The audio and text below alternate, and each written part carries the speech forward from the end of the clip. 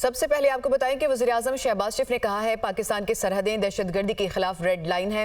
हम पड़ोसियों के साथ भाईचारे के साथ रहना चाहते हैं, लेकिन हमसाया मुल्क की सरजमीन दहशतगर्दी के लिए इस्तेमाल होगी तो ये काबिल बर्दाश्त नहीं है। बरादर ममालिक बैठें और मिलकर दहशतगर्दी के खिलाफ लाहे अमल तय करें। उम्मीद है कि मेरी तजवीज़ पर गौर करेंगे।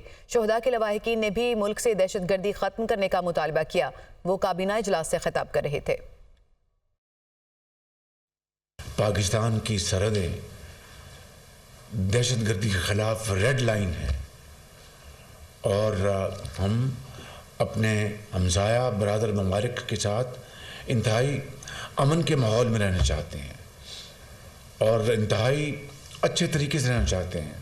लेकिन अगर बदकिस्मती से अगर हमसाया मुल्क की ज़मीन दहशतगर्दी के लिए इस्तेमाल होगी तो ये अब काबिल बर्दाश्त नहीं है। हमसाया ममालिक मैं गुजारिश करूँगा कि हमारे ये बरादर ममालिक हैं कि आएँ बैठें, मिलकर दहशतगर्दी के ख़िलाफ़ एक लाअमल तैयार करें।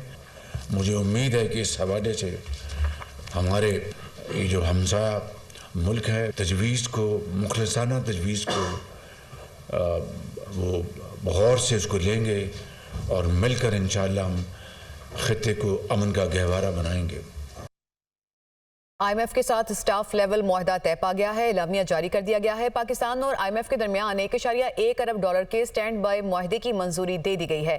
पाकिस्तान और IMF के दरमियान इक्तिसादी जायजा मुज़ाकरात कामयाब हो गए हैं। $3 अरब के स्टैंड बाय मुआहदे की आखिरी किस्त की मंजूरी दे दी गई है।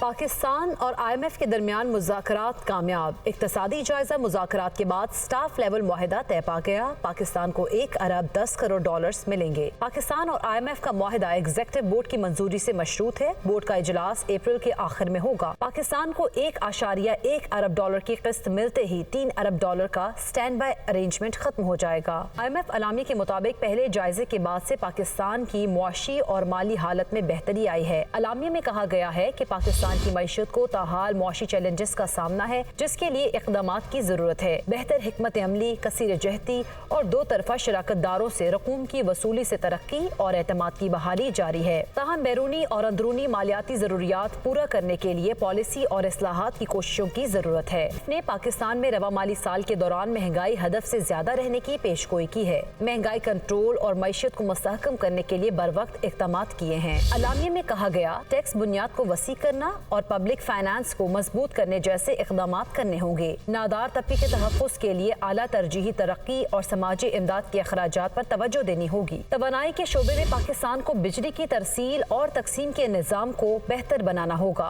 बिजली चोरी रोकने के हवाले से मजीद मौसर कोशिशें शुरू करना होगी। नई मुंतखब हुकूमत ने गैस रेट के फैसले बर वक्त करने की यकीन दहानी कराई है। उनको अंदरूनी और बैरूनी कर्जों की अदायगी के चैलेंज का सामना है। पॉलिसी रेट से मुतालिक अहदाफ बेहतर तरीके से हासिल किए। माली साल के दौरान पाकिस्तान में मौशी तरक्की बेहतर हो सकती है। नई मुंतखब हुकूमत ने टैक्स दहिंदगान की तादाद बढ़ाने और सर्कुलर डेट न बढ़ने की यकीन दहानी कराई है। अलामिया में कहा गया कि नए कर्ज प्रोग्राम हासिल करने के लिए IMF की सख्त शराइत पर अमल दरामद करना लाजिम होगा। ज़र मुबादला ज़खायर बढ़ाना और इदारा जाती इस्लाहात पर सख्ती से अमल दरामद करना होगा। पाकिस्तानी डॉलर बॉन्ड्स 2 साल की बुलंद तरीन सतह पर पहुँच गए हैं। डॉलर बॉन्ड्स 2 सेंट बढ़कर 92.5 सेंट पर पहुँच गए हैं। हारिस ज़मीर, हेड ऑफ बिजनेस डेस्क, हमारे साथ मौजूद हैं। हारिस, ये बताइएगा, एक तो डॉलर बॉन्ड्स होते क्या हैं, किस तरह से वर्क करते हैं और क्या फ्लक्चुएशन हुई है इनमें? देखिए, सबसे पहली बात है कि पाकिस्तान जो है अपने यूरो बॉन्ड्स फरोख्त करता है। जो इंटरनेशनल सरमायाकार है, बड़े बड़े बैंक्स और इन्वेस्टमेंट बैंक या इंडिविजुअल इन्वेस्टर्स जो है वो पाकिस्तानी बॉन्ड्स खरीदते हैं। इस वक्त पाकिस्तान के तकरीबन 6 से 7 बॉन्ड जो है वो फ्लोट हुए हैं और पिछले साल जैसे हमारी economy on the verge of collapse थी तो ये बॉन्ड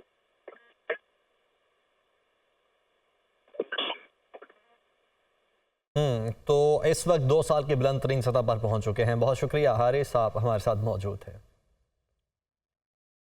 सुप्रीम कोर्ट में निजी हाउसिंग सोसाइटी की जमीन मुंतकिली का केस, DHA की कानूनी हैसियत क्या है, चीफ जस्टिस काजी फायज ईसा की जानिब से यह इस्तफसार किया गया। DHA शोहदा के वरसा और जंग में जख्मियों को प्लॉट्स देता है, वकील की जानिब से यह बताया गया। ये गेम हमने बहुत बार देखा है। चीफ जस्टिस काजी फायज ईसा की जानिब से ये रिमार्क्स दिए गए। वजीर आला कौन होता है जमीन अलॉट करने वाला? क्या वजीर आला का इख्तियार है? ये लोग बहुत ताकतवर हैं, इन्होंने सब खरीदा हुआ है, एक मामले में 3 मरकजी किरदार हैं, ये हैं पाकिस्तान के असल मालिक। चीफ जस्टिस काजी फायज ईसा की जानिब से ये रिमार्क्स दिए गए। Chairman PTI barrister Gohar Ali ने अडियाला जेल में अलकादिर ट्रस्ट केस की समाअत के बाद मीडिया से गुफ्तगू में कहा कि हसन और हुसैन नवाज एक दिन पेश हुए, दूसरे दिन सब केसेस खत्म हो गए। आज भी एवनफील्ड का मुमा हल नहीं हो सका। उनका कहना था कि अदलिया पर एतमाद है और उम्मीद रखे हुए हैं वो भी हमारे साथ इंसाफ करेगी। कई घंटे हमें लगते हैं कोर्ट में एंटर होने से। आज ऑलमोस्ट 1.5 किलोमीटर हमें पैदल जाना पड़ा, हमारी गाड़ियों की भी इजाज़त नहीं दी गई। दूसरी तरफ आपने हसन और हुसैन को देखा जो ऑलमोस्ट 7 साल बाद पाकिस्तान आए, जिनके खिलाफ सुप्रीम कोर्ट की फाइंडिंग है, जिनके खिलाफ रेफरेंसेस पेंडिंग थे, वो अपने एब्सकॉन्शन आने के लिए कोर्ट ने इजाज़त भी दे दी। वो एक दिन पेश हो गए और दूसरे दिन उनके सारे के सारे केसेस ख़त्म हो गए। ये वो केसेस थे और ये एडमिट कर चुके थे कि उन्होंने उसका हिसाब नहीं दिया था। आज भी एवनफील्ड एक मामला है, किसी को नहीं पता ये किसकी मलकियत है। हम अदलिया से ये दरख्वास्त करते हैं कि हमें भी 45 साल इंतज़ार करके फिर ये न कहना कि इंसाफ नहीं हुआ था, ड्यू प्रोसेस नहीं फॉलो हुआ है।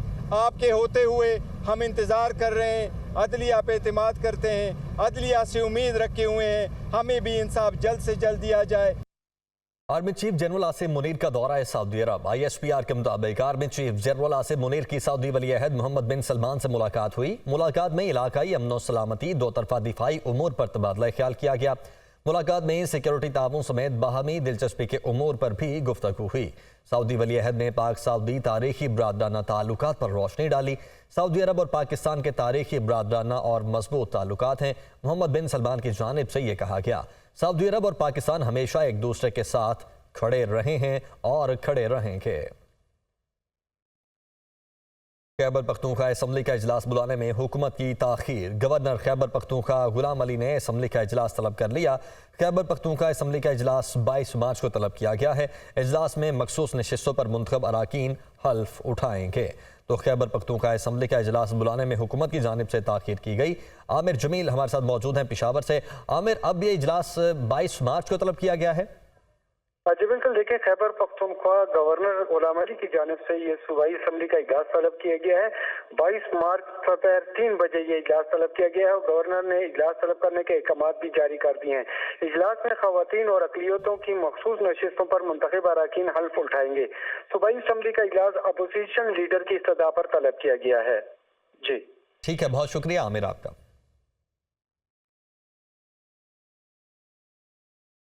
अवाम रिश्वत मांगने वाले का सर फाड़ दें, ये कहा गया है वज़ीर आला खैबर पख्तूनख्वा अली अमीन गंडापुर की तरफ से। उन्होंने कहा कि रिश्वत मांगने वाले के सर पर ईंट मारकर उसके बेटे से कहें कि आपके वालिद को जहन्नुम से बचा लिया।